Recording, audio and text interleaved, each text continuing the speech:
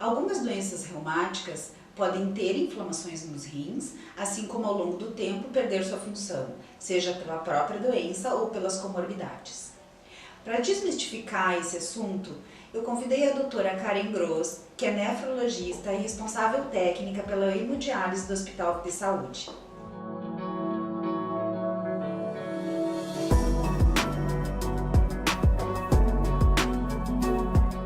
Olá, doutora Karen, bem-vinda à nossa plataforma Equilíbrio.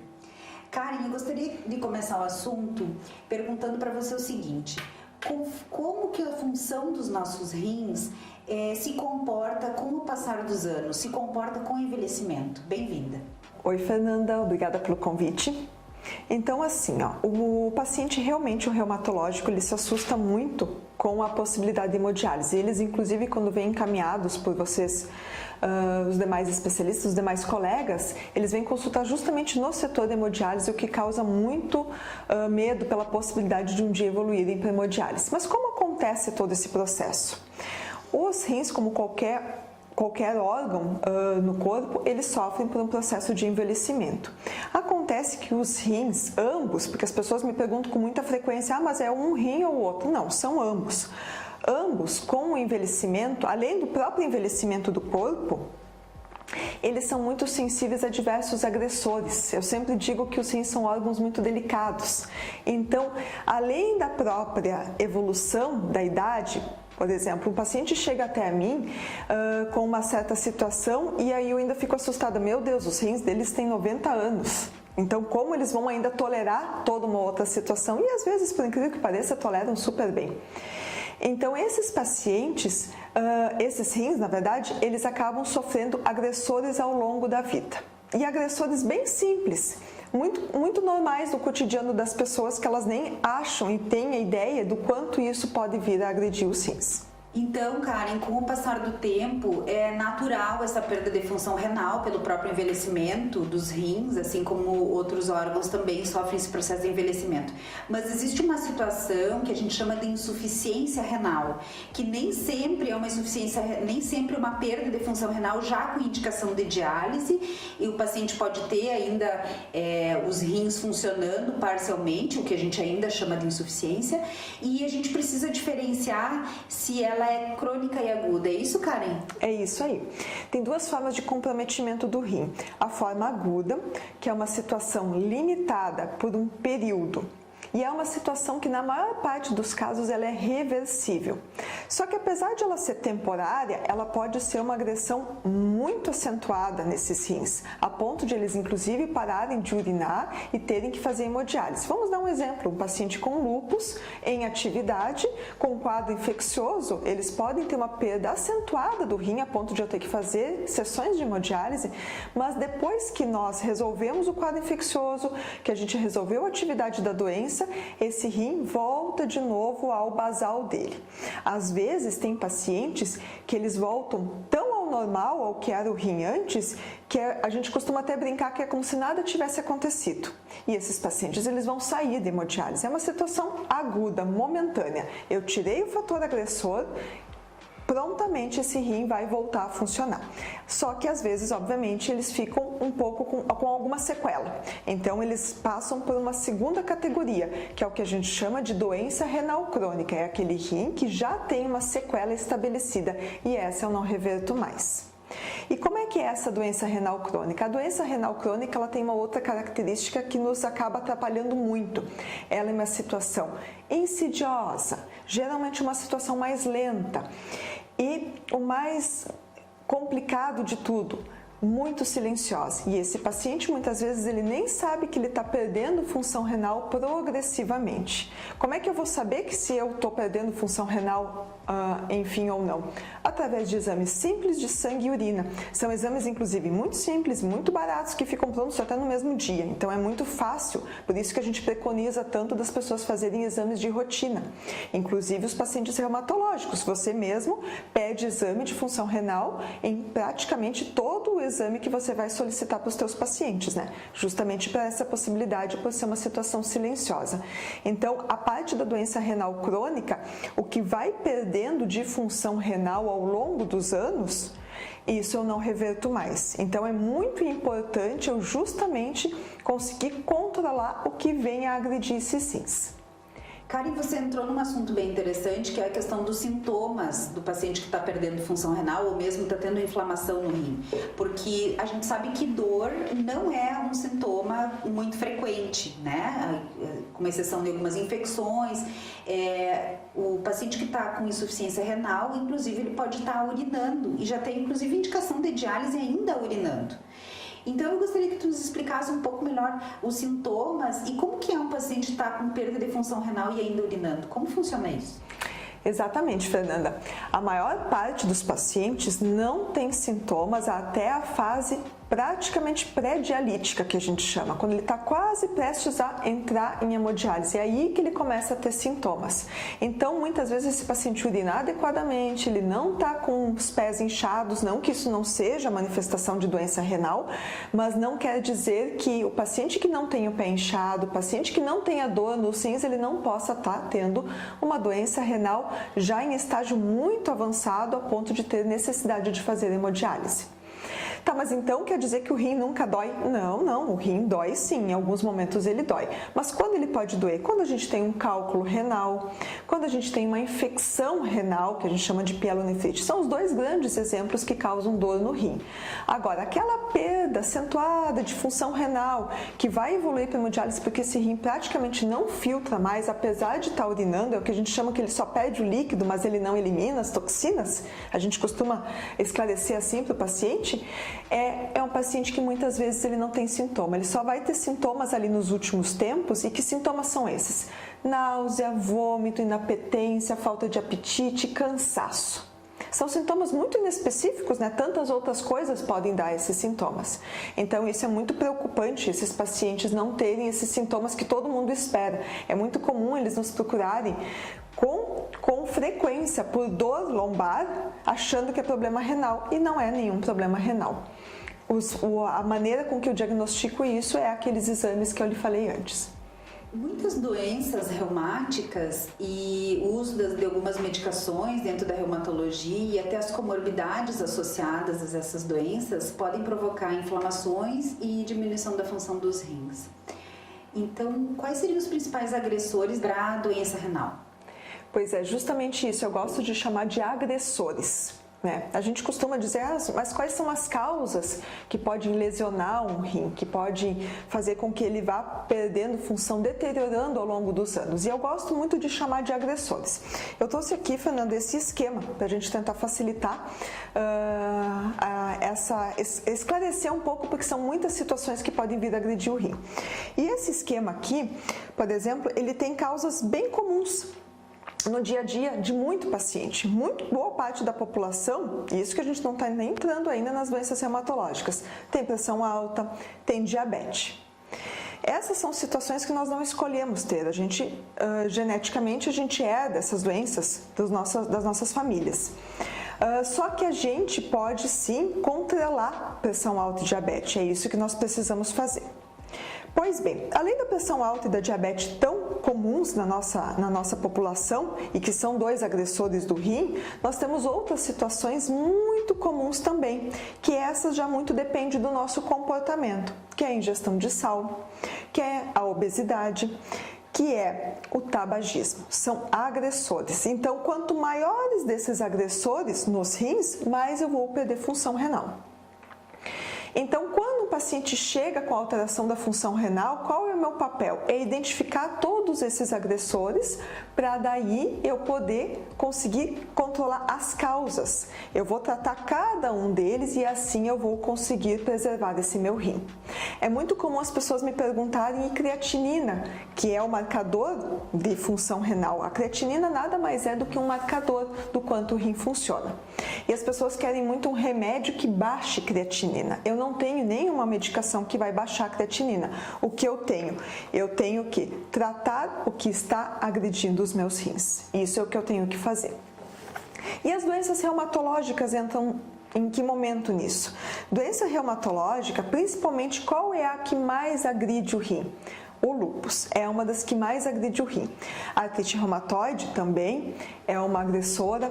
Outras outras doenças também pelo uso de anti-inflamatórios, que é uma medicação, é uma ferramenta muito bacana para a gente conseguir controlar a dor, só que ela é extremamente lesiva para o rim. E essas doenças reumatológicas, principalmente o lúpus, onde é que elas entram nisso aqui? Elas entram no que a gente chama de glomerulopatia. Mas glomerulopatia, que nome mais feio, o que é a glomerulopatia?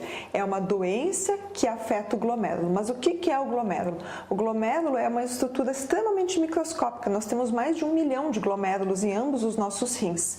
Só que a gente consegue, a maior parte dos pacientes da diálise conseguiu lesionar praticamente todos esses glomérulos, que é mais de 1 milhão. E o que é o glomérulo? É o filtro do rim. É onde realmente filtra. E ela é uma estrutura extremamente delicada, eu chamo ela de preciosa. Mas que ela, uma vez lesionada de forma agressiva e quando entra em atrofia, esclerose, não volta mais. Então, eu escolho ter lúpus? Não. Eu escolho ter pressão alta? Não. Eu escolho ter diabetes? Não. São doenças que eu vou acabar tendo. Mas o que eu posso escolher? Eu posso escolher, a minha opção qual é diante dessas situações? É tratar elas. Eu preciso tratar essas doenças. A partir do momento em que eu vou tratar essas doenças, elas vão deixar de agredir esse rim. Então, eu sempre costumo dizer que eu não vejo problema em um paciente ter pressão alta. Eu não vejo problema em um paciente ter diabetes.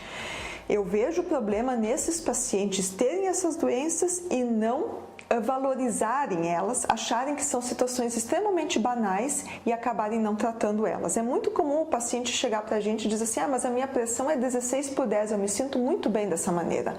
Você pode até se sentir bem, mas os seus rins não vão se sentir bem e ao longo de anos eles vão agredindo. Não é um pico, 2 picos de pressão alta que vai lesionar esse rim, mas é uma pressão alta mal controlada por uma vida toda.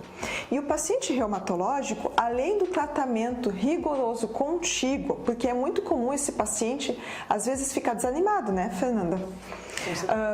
É uma doença extremamente complicada, as medicações cheias de efeitos colaterais, então já chegou o paciente até mim e disse assim, mas aquela medicação da doutora Fernanda é horroroso, eu não quero mais voltar lá, porque eles acabam se atrapalhando e achando que o problema é a medicação.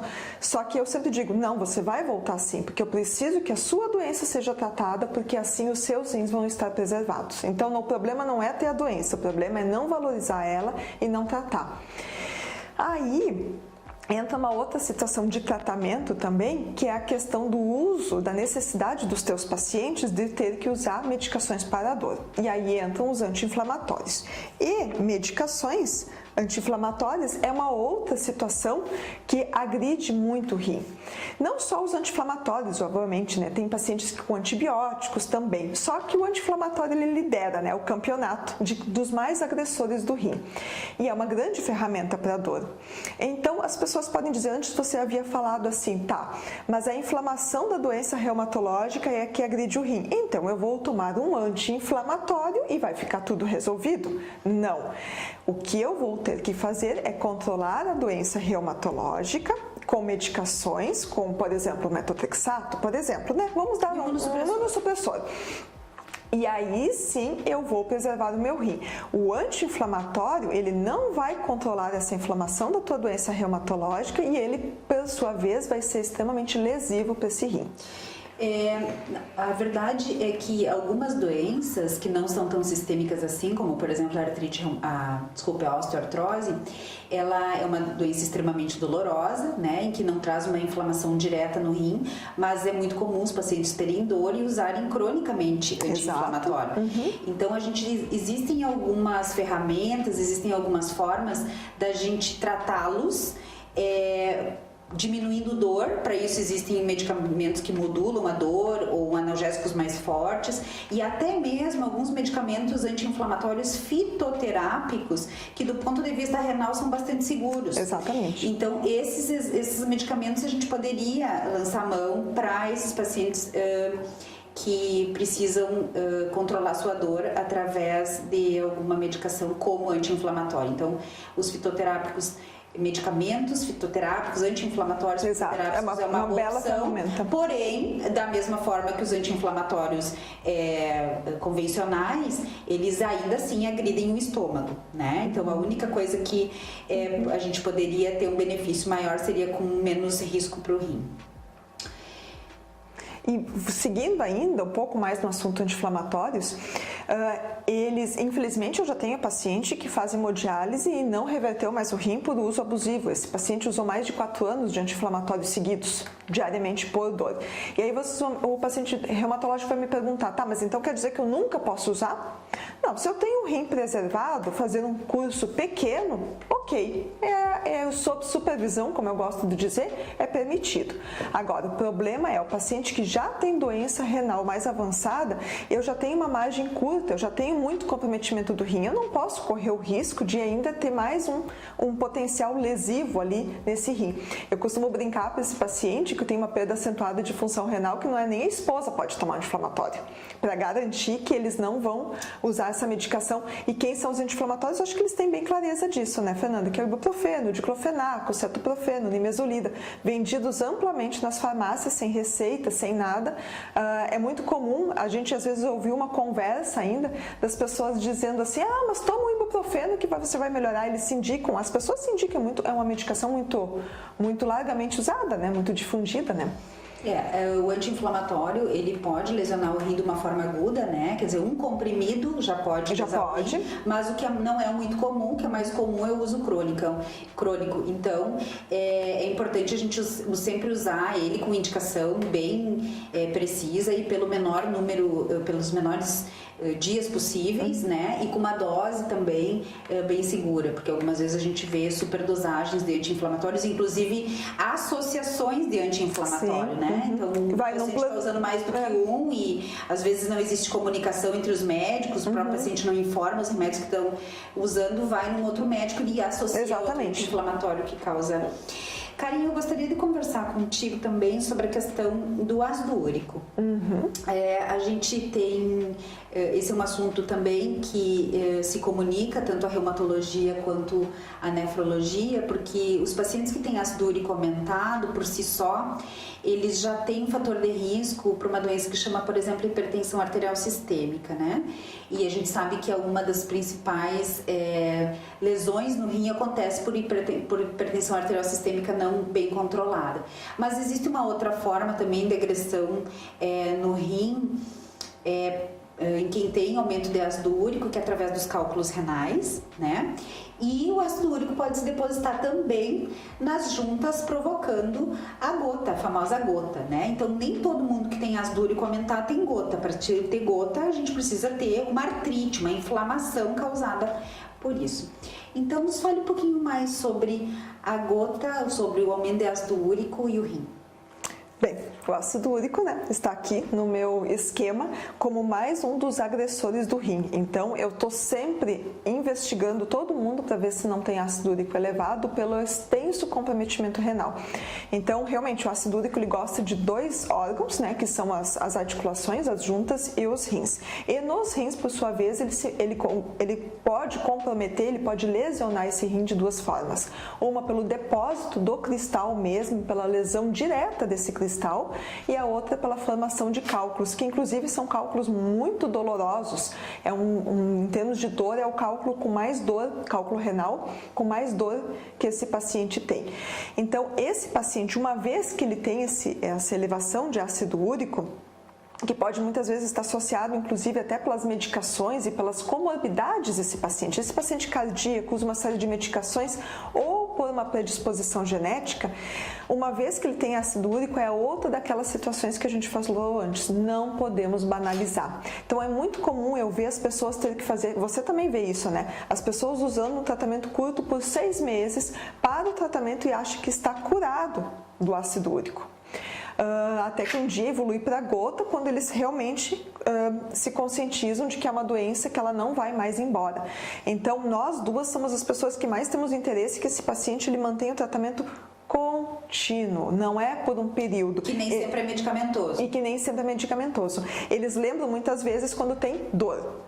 E a dor na articulação, ela ainda se manifesta. A dor do cálculo renal, ela ainda se manifesta. E aquele depósito do cristal que eu estava falando antes, que não se manifesta?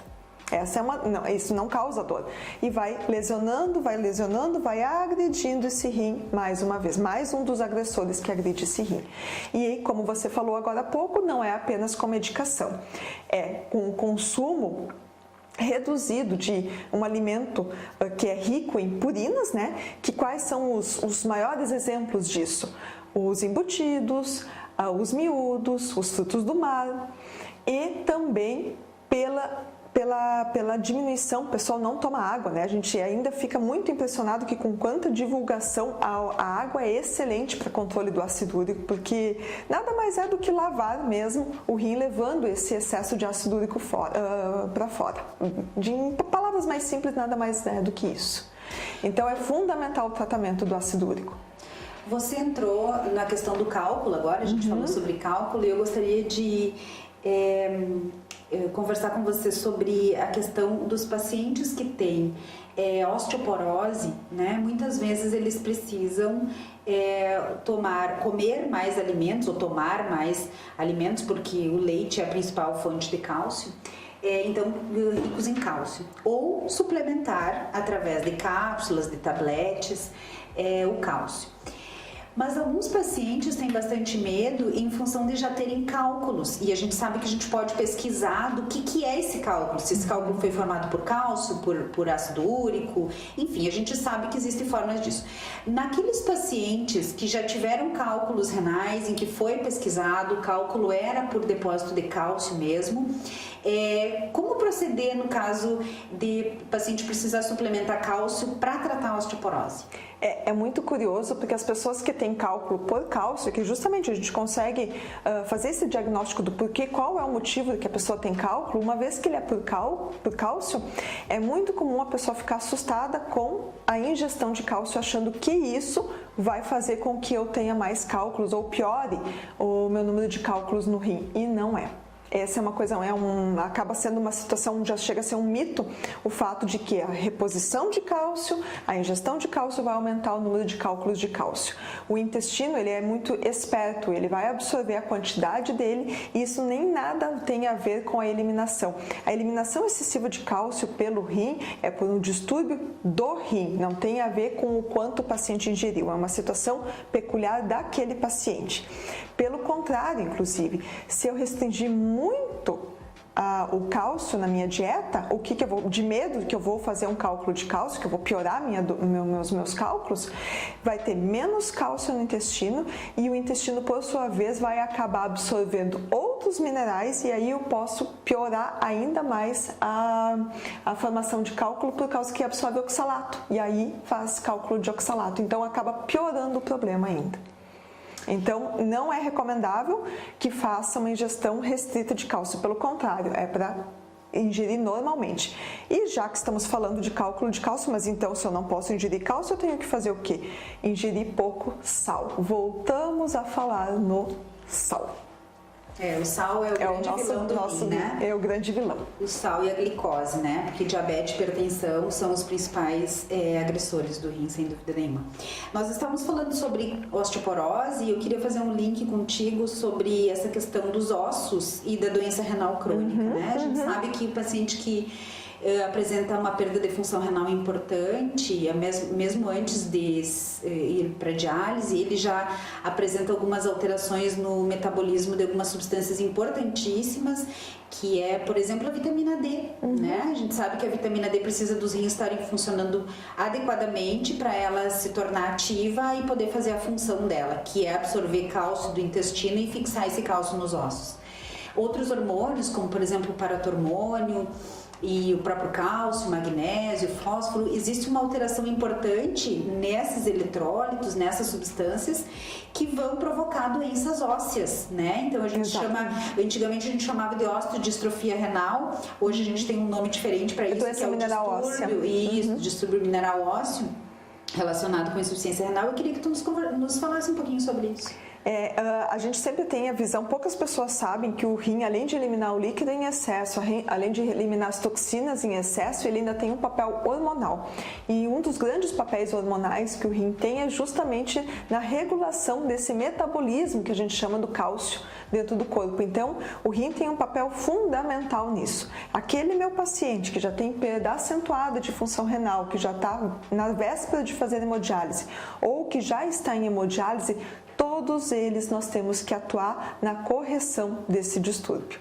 Porque se eu não corrigir esse distúrbio, justamente porque o rim não funciona e acaba atrapalhando todo esse metabolismo do depósito de cálcio nos ossos, o que eu vou acabar tendo com esse nosso paciente renal? Ele acaba desenvolvendo como se fosse uma osteoporose. É diferente, não é bem a mesma maneira da osteoporose, mas é muito semelhante.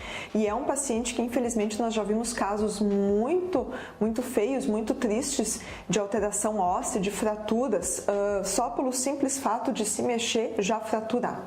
Então, também é uma dificuldade que eu tenho dentro da hemodiálise, inclusive, é convencer esse paciente que está andando, que não tem dor, porque as pessoas, quando têm alteração de cálcio e de alteração de ossos, é muito comum que elas queiram ter dor não, mas elas precisam da dor para perceber, se convencer de que elas têm esse distúrbio. E aí, mais uma vez, é uma doença silenciosa. Então, eu acabo tendo que, lá na hemodiálise, usar de exemplo outro paciente que está com deformidades bem severas para dizer, você vai evoluir para aquela situação se não se convencer que esses distúrbios todos precisam ser tratados. Então, é muito comum o paciente renal ter essa situação ainda. Karen, eu adorei nossa conversa. Foi muito produtiva. A gente sabe que o rim é um órgão muito especial no nosso corpo, é um dos órgãos fundamentais, mas diferentes de outros órgãos fundamentais, como por exemplo o coração, o pulmão, ele nem sempre dá sintoma, né? Como esses outros órgãos. Então, é importante essa nossa conversa para esclarecer as pessoas da importância de fazerem seus exames de rotina, de cuidarem dos fatores que a gente pode prevenir, né? Como a pressão alta, a diminuição do uso de sal, dos alimentos que têm muito ácido úrico e assim como diabetes também. Obrigada, foi muito prazeroso te receber aqui para essa conversa que poderia durar horas, mas infelizmente a gente tem um período curto de tempo aqui. Certamente vamos conversar mais sobre isso em próximas oportunidades. Eu que te agradeço, Fernanda, agradeço mesmo, porque a gente poder levar isso cada vez mais, essa informação de que é uma doença silenciosa e de que existe como manejar isso e para que esses pacientes não evoluam lá para a nossa hemodiálise, isso é realmente muito bom. Muito obrigada pela oportunidade. Obrigada.